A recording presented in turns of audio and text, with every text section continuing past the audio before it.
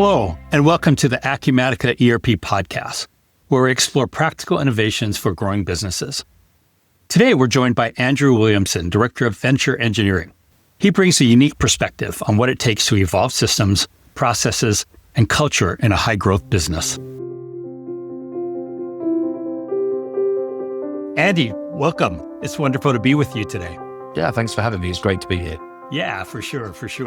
Great. Let's start it off, Andy. Why don't you tell us a little bit about Venture Engineering, what the company does, and your role as Director of Engineering? Venture Engineering now is 10 years old this year. It's our anniversary. And the business was founded by three gentlemen who all came out of the motorsport world and environment and saw an opportunity to create a company that would provide motorsport sort of services and speed and pace of delivery across multiple disciplines. And the company's sort of grown and evolved as everything has gone on. And we now have sort of 4 streams of activity that we support within the business. So we have modern motorsport, which is our sort of on-track activity with customers and companies that we work with to promote activity on track. We've got historic motorsport, which is the restoration and recreation of older vehicles. So sort of anything from the 60s and 70s in F1 and sports cars all the way through to early 2000s. Believe it or not, they're now considered historic vehicles in that market. We have where the company started, which was within manufacturing. We produce kit and equipment for a number of the F1 teams within the UK, a number of car companies, both in the UK, Europe, and across in the US. And we can provide anything from an end-to-end service. So quite often we get a package of work to deliver, where the client will set their requirements and specifications. We'll go away and draw up concepts and ideas, liaise with them to define what that final piece looks like, and then do design for manufacture and then make the product and deliver to the production line.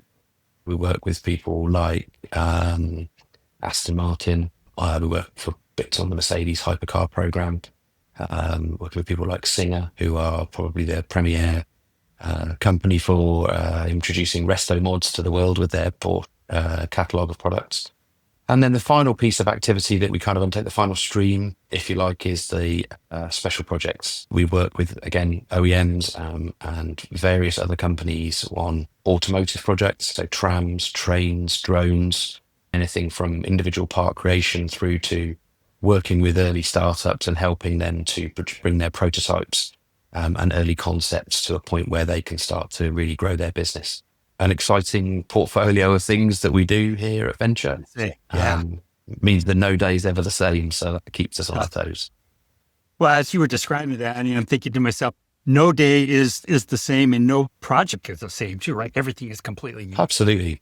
Yeah, absolutely. And that's kind of what keeps the guys motivated as well. They really enjoy applying their skills and their knowledge and their learning from the work that they've done in the past, but to new and to different challenges and projects. And so one day the guys could be working on a historic race car. The next day they're working on an autonomous vehicle. It's a really quite an interesting place to be, which is good. Keeps us all on our toes. Yeah, for sure. That's super, super cool. All right, let's talk a little bit about the racing too, right? So, we all know races are won or lost by a matter of seconds, right? Does technology play an important role in giving your team that winning edge? And if so, how? Yeah, absolutely. Motorsport is quite often the cutting edge of technology, whether that be on the vehicle itself, the systems that it uses, extracting the maximum performance from the vehicle. It also supports the driver, so we're often using technology and data to help them to improve and to get the best and most consistent lap times from them, for example. But it also drives everything that we do back at the factory to make sure that we're prepared in the best possible way, that the car arrives with the best chance of winning. And so the racing that we undertake is endurance racing. So we're racing quite often for 12 or 24 hours. And so the preparation of the vehicle, the preparation of the team, the drivers, etc., is super critical to make sure that we can perform across a long period of time and give ourselves the best opportunity to win. We can use examples in each of those areas as to how we use technology and data to help us to deliver on performance, whether that be managing the lifing of the products on the car to make sure that when we know that the car has enough service life to deliver across a weekend. So, if we were racing on a 24-hour weekend, we'll get close to 5,000 kilometers of racing or track activity across a race weekend, through to the data and the information that we're capturing and using to make real-time decisions on the track. So we're using tools and AI to help us to forecast and predict what's going to happen in the race, to help us make live decisions upon the strategy that we're going to use, the driver lineup and the rotations that we're going to implement, and how we respond to the changing track conditions, what our competitors are doing, how the race is unfolding. So yeah, it really is a very interesting area to be involved in, and to maximize the use of the data and the technology to drive home every piece of performance that we can. A good example of this was last year. We raced at the 24 Hours of Barcelona, and we ended up winning the race after 24 hours by 1.7 seconds, I think it was. Wow. So Wow, across amazing. 24 hours, that was the difference between standing on the top step and taking Wow. second place. So, any Yeah. number of small factors across the whole of the race could have altered the outcome dramatically, which, it doesn't always happen like that. That's a relatively rare occurrence, but to be that close between first and second place at the end of a 24-hour race is quite something. Yeah, for sure. Well, it's crazy. I was there and saw your team at work a few months ago, and everything runs like clockwork. Everyone knows what to do. It's amazing how little like communication they have, but everyone knows their part, and everything just kind of comes together miraculously, right? So that's super, super impressive. And you've already kind of talked about this, but maybe if you could dive in a little bit deeper in terms of, you're all about efficient operations, and how does that really apply and drive optimal performance on the racetrack? A lot of performance is driven by efficiency. So, again, if we reuse the 24-hour race as an example, there's some really good points that you can kind of focus in on and help to illustrate where that works well. So, for example, in a pit stop, if we're just changing the drivers, we would spend maybe 20 seconds stationary whilst that was taking place. If we change tires at the same time, then we'll add time to that pit stop, and we'll take a little longer in the pit stop to make sure all of those things are done. So if we can understand how we can efficiently use our tires across the stints and the length of the race, we can save time in the pit stop, save stationary time, and put that back into distance on the track. So if you look back again and using that 2024 race as an example, we won by 1.7 seconds. Well, if we'd not been able to double stint our tires, use them more efficiently and drive performance in that way, then we wouldn't have won that race. Same comes and goes with we gather data and information on across a 24-hour race. We'll end up having to change brake pads and discs on the car. And the guys can do that within a couple of minutes. Again, we'll practice and we'll use video recordings, and we'll check data and information to make sure we understand how that we can do that as quickly as possible. And again, small fractions of a second there will make a difference to the outcome of the race, as 2024 illustrated. Yeah, for sure. And the same applies within the business. We want our technicians, our engineers, our designers, our team working on the critical things for as long as possible to get the best possible results, whether that's the delivery of parts for a client, whether that's the preparation of the car. So being as efficient as we can within the business, within the building, means that we're spending the right amount of time and putting the right amount of effort into the really important things that will make a difference for either our business or for our client. Nice. Not just about fast cars, is it? It's about a whole bunch of Absolutely different not. things. Absolutely not. Yeah, it's we a mentor of mine from years ago used to say, if something went wrong, it was generally 5 things that you could find that contributed to that issue or that problem. And the same thing goes when you're looking at success, I think. When you look at why you were able to deliver on track or why you're able to perform the way you do, there's always multiple reasons as to what has contributed to that success or to that issue or the challenge that you're facing. So being able to analyze those and drive people's efficiency is really, really important. It means they're focused on the important things and not on the stuff they shouldn't be having to worry about. Awesome. Let's turn a little bit to specifically Acumatica and QuickBooks, right? So prior to grading to Acumatica, you were using QuickBooks. What were some of the early signals, Andy, that Venture had outgrown QuickBooks capabilities? 5 years ago, we moved to a new facility. With that move came the ability for us to really grow the projects and the programs of work that we were undertaking. At that time, when we arrived into our new facility, we were still operating using QuickBooks and Excel. And whilst they are both, powerful tools and useful for certain things, what we really needed was something that tied all of our activity together and allowed us to be able to access real-time data accurately, quickly, and efficiently. And we just couldn't do that with what we were running at the time when we landed into the building. And very quickly, the building gave us the capability, or the facilities gave us the capability to increase the size and the volume of projects that we were undertaking. Nice. So, trying to track and report and deliver accurate information quickly on those projects was a real manual task. So at that point, we looked across what was available for us as a kind of small to medium enterprise. We needed something that would work quickly, efficiently. We needed something that would respond to our needs and that we could potentially, get assistance and help to tailor and understand how best to use the product to help us.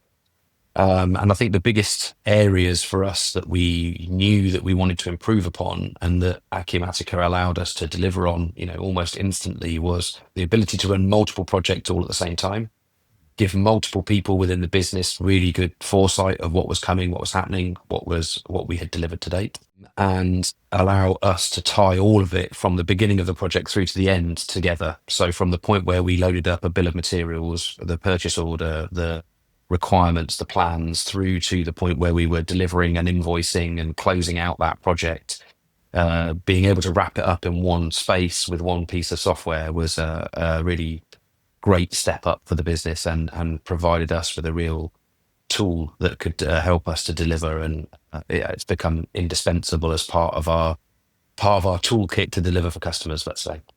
Nice. So, you talked about real-time data insights to the business. Before Acumatica, you were using QuickBooks, you were using Excel documents. So, Andy, how did you get a sense how the business was doing? What did a day in the life of look like for Andy to get a sense of what the business was like prior to Acumatica? I almost don't want to go back there, David, if I'm honest. It was a huge amount of time and effort to, filter through lines and lines of data and information to try and understand and to make sure that, any system relies on accuracy of the data being added or applied to it. The problem with, a free form kind of Excel sheet or something like that, anyone can put anything down in any place at any time. As soon as you've got a system that has constraints and you can lock down fields and you can make sure people fill things in, suddenly the accuracy of the data goes up just by default, that people have to then comply and use the system properly. And so, if I was looking at a project as we were coming towards the end of it to try and understand, had we been profitable, how much we'd made, it was a massive amount of effort from my side or other members of the team to filter through that data, understand it correctly, and produce some form of report to the rest of the business to say, this is how this project has worked and this is where we've got to. Compare that to now. And so in a very short space of time, you can get a very high level of confidence that the data you're looking at is accurate. I think the piece that really surprised us, though, was our ability to then use the system in different ways. So there was things that we hadn't considered, things that we found once we'd started operating the system.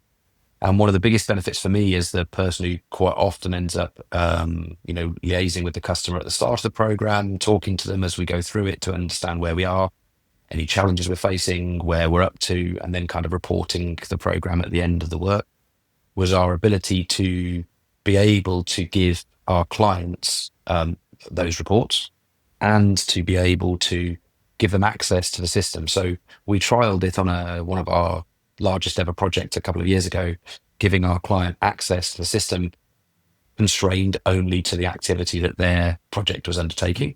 So they could see live the projects that were set up for them to deliver the vehicles that we were building. They could see the stock that was in situ on site. They could see any items that were under quarantine or inspection. They could see where we were in the progress because they could see how many parts had been booked to it and what quantity that was of the bill of materials. And so that meant that they had a great amount of comfort as to what was going on, real time, live, without having to come and see us every day, without having to come and check on parts, without having to, see what was going on. So they could log on and say, okay, well, I can see you've quarantined these parts. What's the reason? Do we need to send someone down? Do we need to get new parts?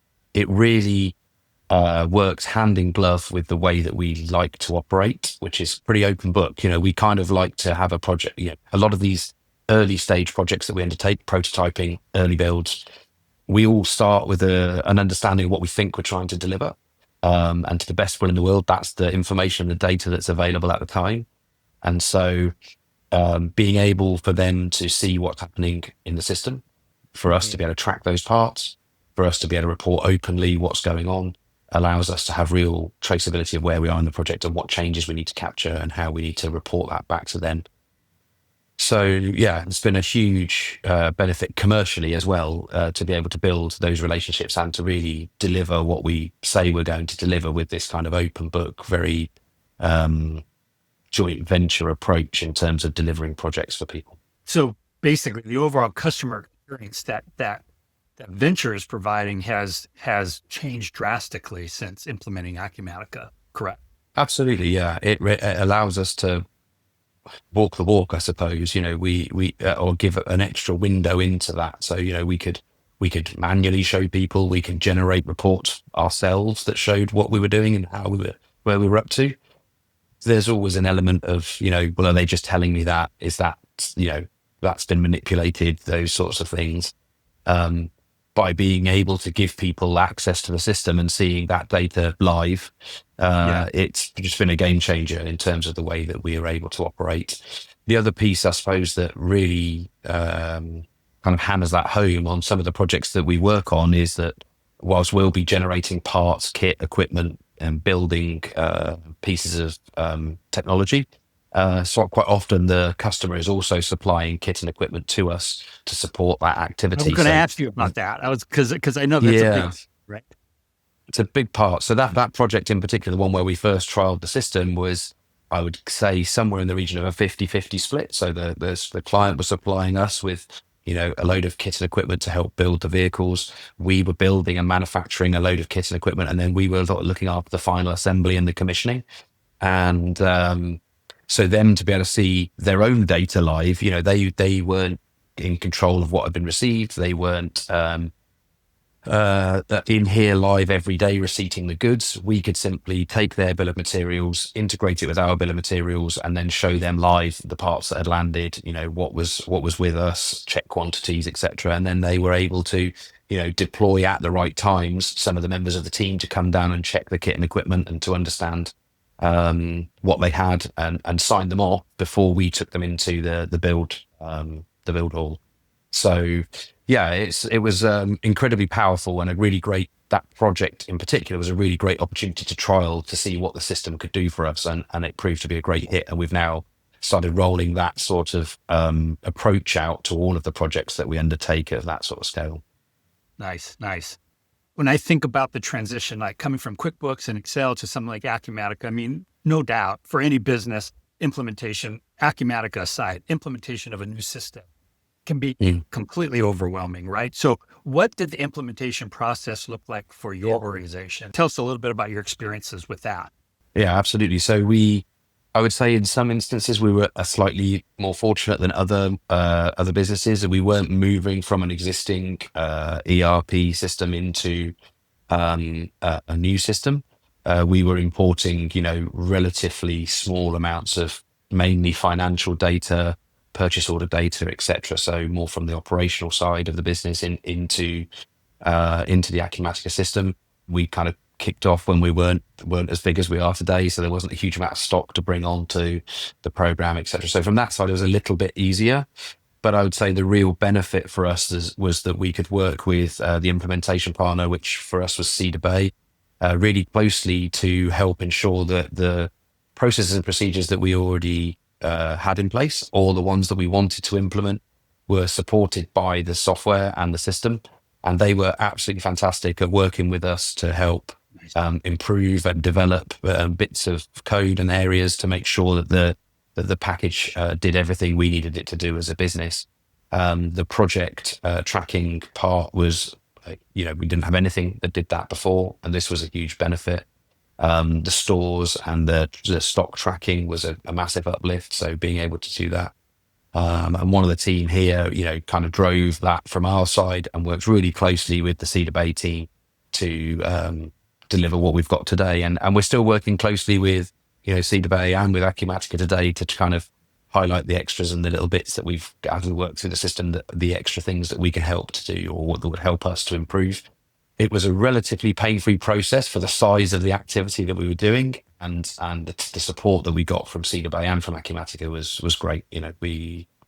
We've ended up with something far better than I think we even imagined that we'd be able to operate from. Love it, love it, and I love hearing you say that you're continually working with them to extract more out of the system, right? Because there's so much in there; it's impossible for anyone to implement all out of the gate, right? So it's an evolutionary 100%. process for sure. Yeah, it's a continual loop of improvement, I think, is the way that we kind of look at it. We're often kind of, each new project, each new activity that we undertake quite often poses a new challenge. And we're like, okay, well, can we use a system to do this? How do we generate a report that does this? And we're continuing to evolve it. And really excited still to see what else we can get it to deliver for us. Really looking forward to kind of the AI activity that you guys are developing at the moment, and to see how we can use that to continue to drive performance and efficiency within the business. It's not something that I thought I would get too excited about, but it's been a really exciting process. And the team here, we've really loved working with the Cedar Bay guys to help drive that forward. It's been great. They're great. Awesome.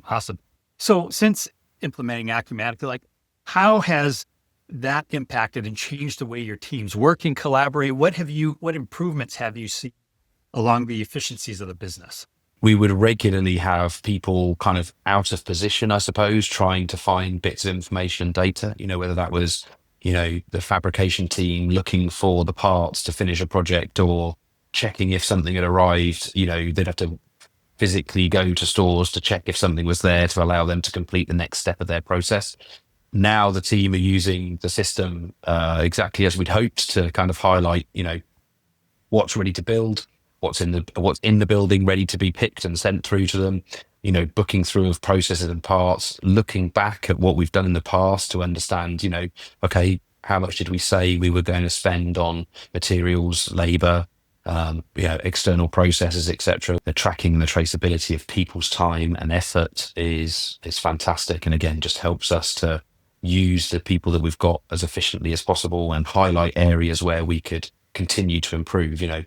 It's silly if we've got a guy who's incredibly skilled in one area, not spending time doing that, and instead they're doing something that somebody else should be looking after. And so analyzing our processes, analyzing our structure even, and roles and responsibilities to make sure that we can operate as efficiently as possible has been really, really powerful for us. Nice. Love it. Andy, what advice do you have for other businesses who may start feeling like they're outgrowing QuickBooks? Take the jump. In hindsight, we realized that we probably should have done it sooner. We were kind of in the mindset that, maybe we're not quite big enough yet. Maybe we don't really need it yet. Maybe it's something that's going to become, it's going to take too much time and energy from the business, the wrong time to implement it. And in reality, I wish we'd done it earlier. Yeah. Just got to jump in and with both feet and make it happen, right? So yeah, it's never too soon. Just right. If your aim is to grow, if your aim is to develop, if you want to move your business forwards, then you need to take that plunge and get on with it. Yeah. Okay, final question before we move to the lightning round. How does having Acumatica in place set Venture Engineering up for the next stage of growth and evolution of the company? We know we're only kind of scratching the surface of what Acumatica allows us to do. And so we have great confidence when we're going in to pitch for these bigger programs of work, bigger projects, bigger pieces of activity. And we can provide a lot more comfort and context to the people that we're working with to show them, this is how we track it. This is how we trace it. This is what we do. These are the reports we can give you. This is the access we can provide. It was possible before, but the amount of time that it took became detrimental to the business. We weren't doing the things we should be doing when we were trying to report back to our customers and our clients as to where we were with projects. So yeah, it's a huge step forward for us, and we know that there's loads more that we can do, and much bigger projects that we can win and manage with the system. That's awesome. I love seeing everything come together. Like I said earlier, Rand, your organization is a well-tuned engine, and the culture is remarkable. So I'm glad Acumatica gets to be a part of this journey and help you through the next stage of growth for venture engineering. Super, super cool. All right, Andy, we're down to the lightning round. You ready? Quick answers. Let's go. Who is your favorite race car driver outside of your own team? Ooh, that's tough. That's a tough one. So I started out as a rally guy, an off-road racing guy. So, Colin McRae, Richard Burns were kind of my heroes when I was younger. I worked in that field for a long time, so I think I'd put them right up there. But I've spent the last 10 to 15 years sort of on the track side of the world, and I loved, F1 when I was a kid as well. So nice. That's a real tough one. Today on the, you can't but admire Max Verstappen and his ability and his capability to deliver amazing results. So yeah, it's a difficult one. Depends which area you want to go for. It depends which field you want to work in. But sounds like this has been a lifelong passion of yours. So super cool. Yeah, it's something I've been around for a long time, both as a fan, and then luckily my career has kind of walked me into this as well. And so I've been very fortunate to be involved in a job that wasn't sure I'd ever get involved in when I was a kid. It's been fantastic. That's awesome. Okay, so if not racing, is there another sport you would like to be associated with? Yeah, I'm really passionate about rugby. So nice. Not something that's or something that's definitely growing in the US. I see the teams out there, and the World Cup is coming there in the future. But I love team sports. Kind of the physicality, the mindset, and the determination over just outright skill sometimes in that side of the world. Yeah, it's super cool to watch. I love it. And then finally, last one. So what podcasts have inspired you in the last several years? Interesting one. Yeah, there's a couple of podcasts I try to catch when I can. So the Diary of a CEO, the Stephen Bartlett series, I think is podcast is amazing. I think he gets some amazing guests on there, and there's always some really interesting outlooks, thoughts, ideas from the people that he has on that program, on that that podcast. So I think that's the one I try and catch as often as I can, and try and listen to what's going on that side of the world, because there's always interesting people on that podcast. Nice. Well, a year from now, when I ask you that question, I hope you say the Acumatica ERP. So, absolutely. It's only because it's not available for me to watch yet, but listen to so it's too early. And yeah. great guests I hear. So that's fantastic. Yes. Yeah. All right. Thanks, Andy. Great to be with you again. Appreciate you being on the show, and look forward to future episodes of Acumatica ERP podcast. Thanks for having me, David. It's been great to be here, and look forward to seeing you all again soon. Andy, thanks so much for joining us today and sharing Venture's journey from QuickBooks to Acumatica. It's a great example of how growing businesses can scale their operations and unlock new possibilities with the right technology in place. And thank you to you, our listeners, for tuning in to the Acumatica ERP podcast. Be sure to subscribe so you don't miss future conversations on practical innovations for growing businesses. Have a wonderful day.